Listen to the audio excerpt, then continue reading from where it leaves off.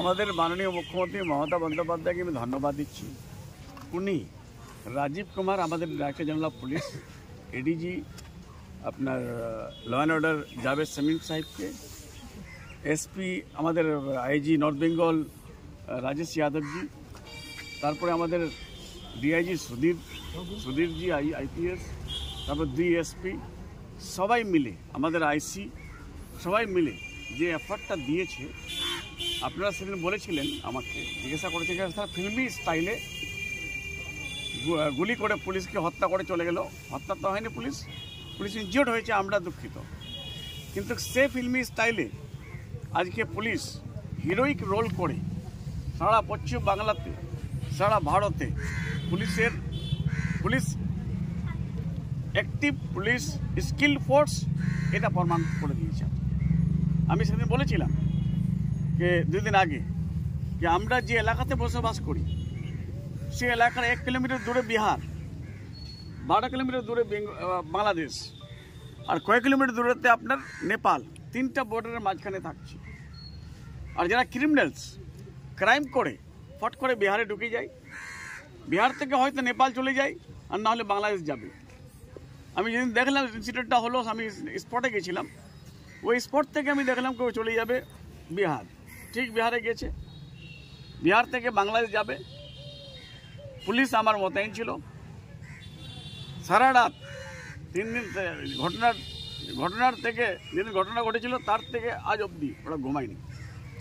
বললাম যে 2 SP, IG, DIG, আইসি সব মিলে ওরা ওকে ফলো আপ করেছে। ফলো আপ করার পর যখন বাংলাদেশ ঢুকবে উনি, বিএসএফের কপারেশন চেয়েছে আমাদের পুলিশ, বিএসএফকে সতর্ক করা হয়েছিল। একটা ব্রিজ আমরা আমাদের মুখ্যমন্ত্রী মমতা বন্দ্যোপাধ্যায়ের অনুপ্রেরণায় একটা ব্রিজ আমরা করতে পেরেছি খিচড়তলাতে, সেখানে পুলিশ গিয়ে ধাওয়া দিয়েছে। পুলিশ পর আগে ফায়ারিং করেছে, তারপরে এনকাউন্টার হয়েছে।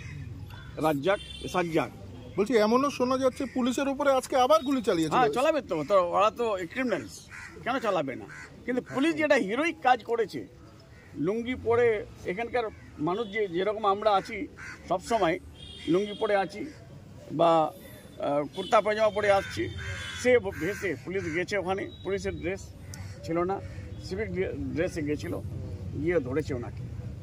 আর এটা হিরোইক।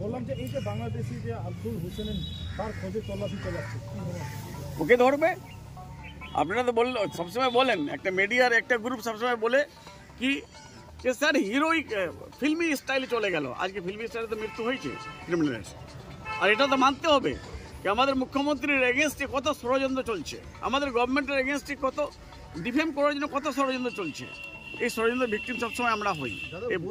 যত কাণ্ড পাঞ্জিপাড়ায়, এর আগে প্রধানকে জাতীয় সড়কের উপর দিনে দুপুরে গুলি করে শুট আউট করা হলো, আর পুলিশের উপরেও সম্প্রতি দিনে দুপুরে শুট আউটের ঘটনা ঘটলো। তো এই পাঞ্জিপাড়া এলাকাটা জাতীয় সড়ক মনে হচ্ছে অপরাধীদের না, জাতীয় সড়ক হয়ে গেছে বিহার আর বেঙ্গলের বর্ডার।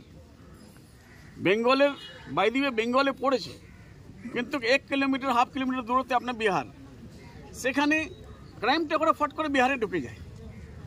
আর যখন ক্রিমিনালসরা বিহারে ঢুকে যায়, বিহারে তো আমরা যেতে পারবো না। পারবো কি? বিহারে পারমিশন লাগবে।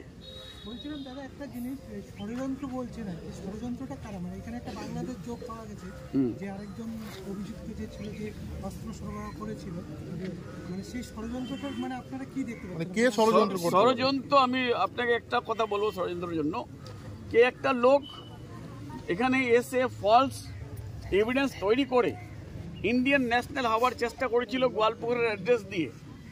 আমার গভর্নমেন্ট এমপি মুক্তার আহমদকে আমি ধন্যবাদ জানাই যে উনি ওই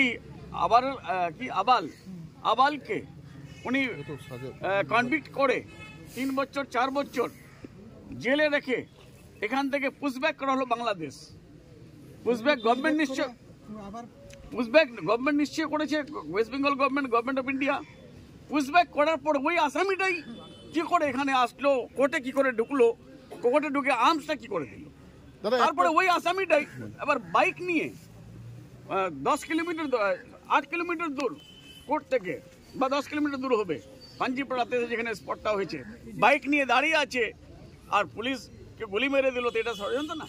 দাদা একটা বিষয়, জাভেদ শামীম ইতিমধ্যে ঘোষণা করলেন ইসলামপুর কোর্টের 4 জন পুলিশ কর্মীকে সাসপেন্ড করা হলো, আপনার কাছে খবর আছে? দরকার আমি জানি না, দরকার আছে। যারা ক্রাইমে ইনভলভ থাকবে, যারা ডিউটি করবে না, তাদের এগেনস্ট অ্যাকশন হবে, যে কেউ। ঠিক, থ্যাংক ইউ দাদা, থ্যাংক ইউ।